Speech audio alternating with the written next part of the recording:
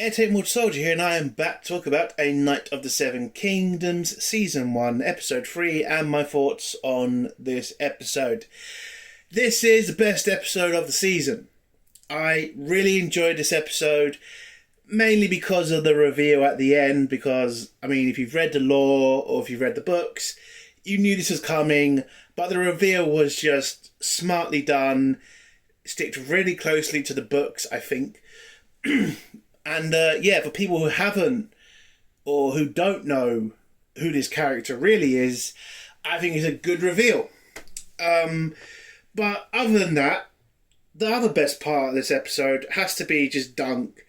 Like, Dunk is just a great character. It's nice to watch a show where the main lead character is just a good person. Like, there's no middle ground, there's no grey area. Dunk is just a nice guy who wants to do right. He wants to be a good knight and he wants to be a good person.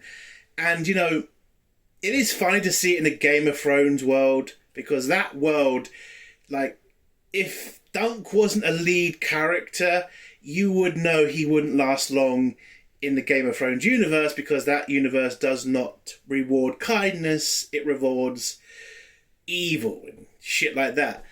So, yeah, I really do like his character. I do like this kind of storytelling, because we haven't really got a lot of these stories, at least from recent, shows and times. It seems to be a lot of grey shit going around. So to have a show that just has a good person who wants to be a good guy, that's actually pretty interesting. I really enjoyed Egg in this episode as well. I think he did a fantastic job, especially seeing his dedication to being a squire to Dunk, and knowing that certain things about the character, like, he doesn't need to do this. He could just not bother with it, leave Dunk on his own, and Egg would be all right. But he really wants to prove himself. He really wants to be a good squire, and I think that's just really commendable for a kid like that to do that. So he's a great character. Massive credit to the child actor as well. He's playing it so damn well. It's amazing. I hope he doesn't, turn into a twat adult, but so far he's a good guy. I saw some of his interviews. He seems like a nice kid. So I hope nothing but the best for the kid in the future. But as for the character again, it's just good to see a good character, good acting, good story.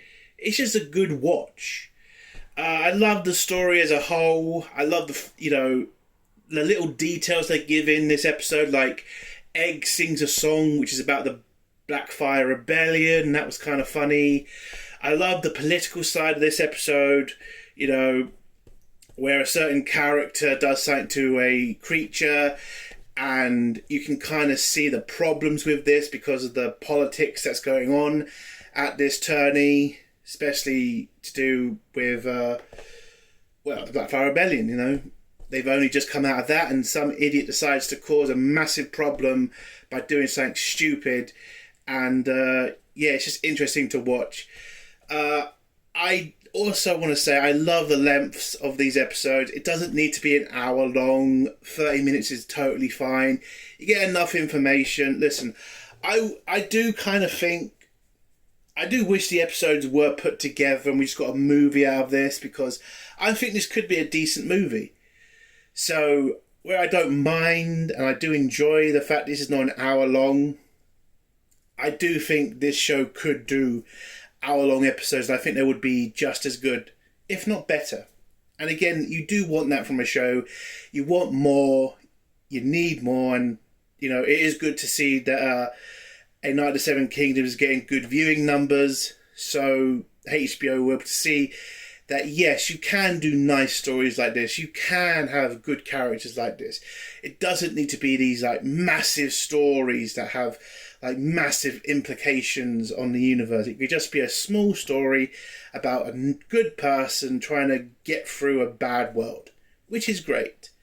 So I give the episode out of 10. I can't really see any problems with it. I'm giving it a 10 out of 10. I think it's a really good episode. I've already watched it like 3 times because it was just that enjoyable to watch. And it's just fun. Like, it's like really strange just watching a show that's just fun. Not got woke problems, not stupid writing, not dumb characters, just a really enjoyable watch. And it's really rare these days, which is really disappointing. But yeah, that's what I'm going to give it. 10 out of 10. Let's get to spoilers now. If you do not want to hear spoilers, leave in 3, 2, 1. So the episode starts off with Egg getting up early to train at being a squire for Dunk in the tourney. He grabs the horse, goes off the train. You get this little funny scene between Egg and the horse where the horse is refusing to move, and Egg kind of gives it a little speech about, you know, how his dad doesn't think you should talk to horses, just give them a whack and they move. And he gives the horse a bit of respect. And I also enjoyed the fact it kind of looked like the horse was nodding and, you know, saying no with his head at some points. I thought that was kind of a fun scene. But yeah, so Egg manages to convince the horse to help him with the training. The horse runs back and forth at this little field thing. And he's training to pass Dunk the sword and the lance when he has to, because again he is making sure he's ready for the tourney. And I really did like this scene. It was a really enjoyable scene. We are then introduced to a new character called Sir Robin, and Sir Robin is going to be, I think he's going to be an important character in the future. He's a tourney knight, lost his eye in a joust. You get to see a little bit of a backflash of what happened to his eye. Kind of a really... it was a kind of eerie scene because you saw his eye pop out and just hang in there. But hey, he was dedicated to winning that tourney, so props to the guy. But Sir Robin thinks that Egg has stolen the horse, tries to question him about it, but the horse kind of refuses to go with Sir Robin, and Egg manages to convince Sir Robin he's not stolen the horse. Sir Robin asks about Egg's hair, and I did like this bit. Egg asks about where his eye's gone, and it was a really funny scene. And yeah, that was about it. Egg and the new knight have a little conversation. He goes off, and Egg goes back to the camp where Dunk has gotten up and he's sewing up some of his kit, where Egg says, shouldn't he be doing that? And Dunk has to remind him, well, you don't know how to do it, so, you know, I should do it. And then Sir Duncan tells Egg what they're going to have for breakfast, which is apparently going to be some salted pork or beef or whatever. Egg doesn't like it, he'd rather eat the horse, but Dunk pretty much tells him, you either eat that or you eat my fist.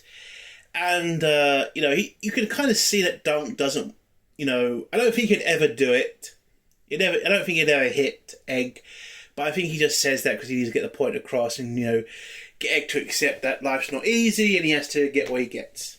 Which I kind of like, you know, he's being an adult, he's not treating the child like I can't say that, a prince. Can I say that? Is that going to be too much of a reveal? Anyway, he can't treat him too much like a prince. So he's got to get on with it. He's got to eat the stuff that he gets given.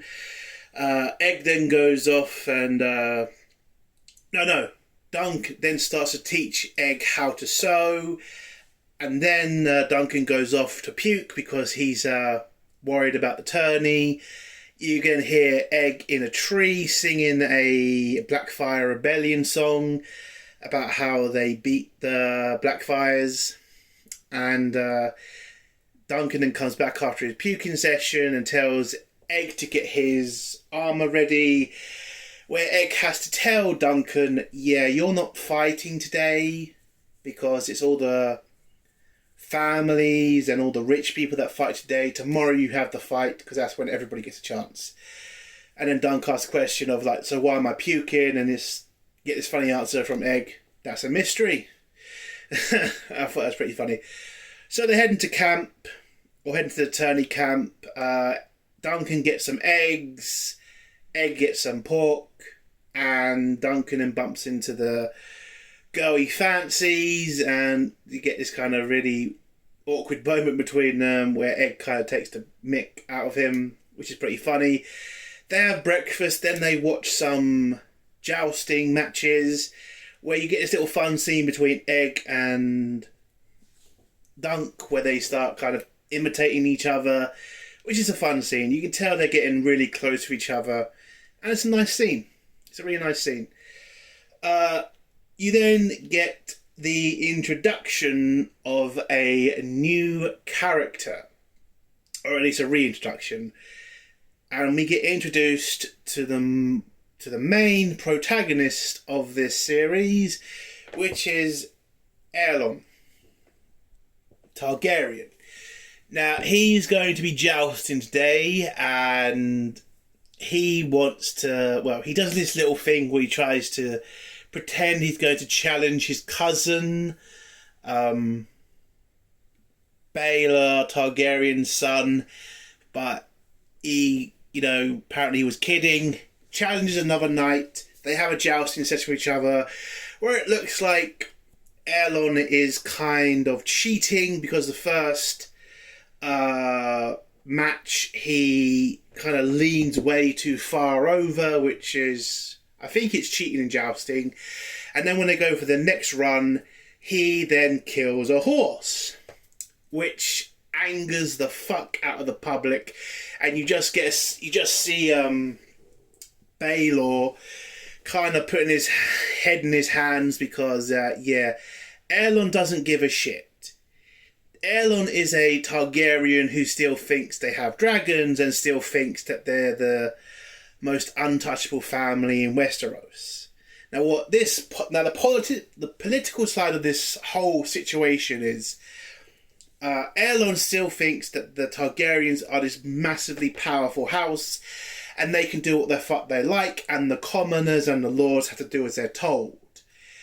Baelor is a realist. He understands that Targaryens have just won a, civil war, technically a civil war, in the Blackfyre Rebellion, where they nearly lost a crown to a pretender. And that Baelor understands that the houses of Westeros are starting to smell blood in the water with the Targaryen family. Now, this whole tourney for the Targaryens is a reaching out to the public and trying to make sure that there's no lords preparing to, start any uprisings, because they can't afford that right now. And what Baelor doesn't like about this whole situation, other than there's a dead horse, is that this could turn more people against the Targaryen family, and they can't do that anymore. They don't have dragons. They're not seen as this unstoppable, unbeatable force anymore. Because again, the Blackfyre Rebellion nearly won. So yeah, Aegon is a massive dick. And he's causing too many problems. It's also kind of a problem that he is insane. Especially how he dies. I know how he dies. Like, this guy genuinely thinks he is a dragon. Like, that's, again, he is an insane Targaryen. I think this is my theory on the whole Targaryen crazy thing. I think every Targaryen is crazy to a point. It's just how crazy they are is what determines, what's going to happen. So I do think every Targaryen has a bit of crazy in them. Some have more than others. And you kind of see that the Mad King. You see that with Daenerys at the end of Game of Thrones. Just makes no sense. But yeah, that's my thoughts on the whole crazy Targaryen theory. Anyway, so after Aegon kills a horse, the public are pissed. They're ready to run at Aegon, and someone throws a rock at his helmet. They had to send out a shitload of guards to kind of calm down the crowd that are pretty pissed off right now. And Egg asks Dunk if they can leave. Dunk agrees, and they head out of the tourney and head to the camp. And Dunk has to remind Egg about this is Turney's. You are going to see some bad shit, and you got to be ready for it. But Egg's not really sad. Well, he's not. He is sad about the horse. It's just There's a different reason that he's sad about what happened, which you'll find out at the end of the episode. So they go off and they bump into Sir Raymond, and he offers, Dunk some ale, and Dunk agrees and lets Egg go off and watch some puppet show. When they go in and have a drink, you then kind of see the kind of childish nature of Duncan when he kind of explains about what happened at Attorney, about how Aelon killed a horse and how he didn't think that was a right thing for the prince to do, especially the fact of him being a prince and how princes don't act like that, where you see Raymond kind of tell Dunk the reality of the situation. Like, yes, obviously a Targaryen would do that. And this scene, you start seeing the other politics of what's happening in Westeros. You start to see that the people have, they are technically, not saying they are, but there is this feeling of a rebellion coming out. Like, now the Targaryens don't have dragons, now they're so reliant on other families, a lot more people are starting to question the Targaryens being the head of Westeros, or being king of Westeros. Like, they've done nothing for this place, they've caused more problems than they have fixed anything. They burnt the cities, they burnt the villages, they caused so many problems, and this Ronaldo thinks that the best thing the Targaryens could do is probably finish on their wife's tits. That's how he said it. But yeah, this is a good scene. It's kind of showing, more and more people are starting to kind of resent the Targaryens.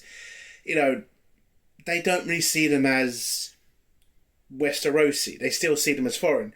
That's another reason why you don't hear the Targaryens speaking a lot in their native tongue, like High Valyrian in this show, because they're trying, again, to make sure they don't seem so alien to Westerosis.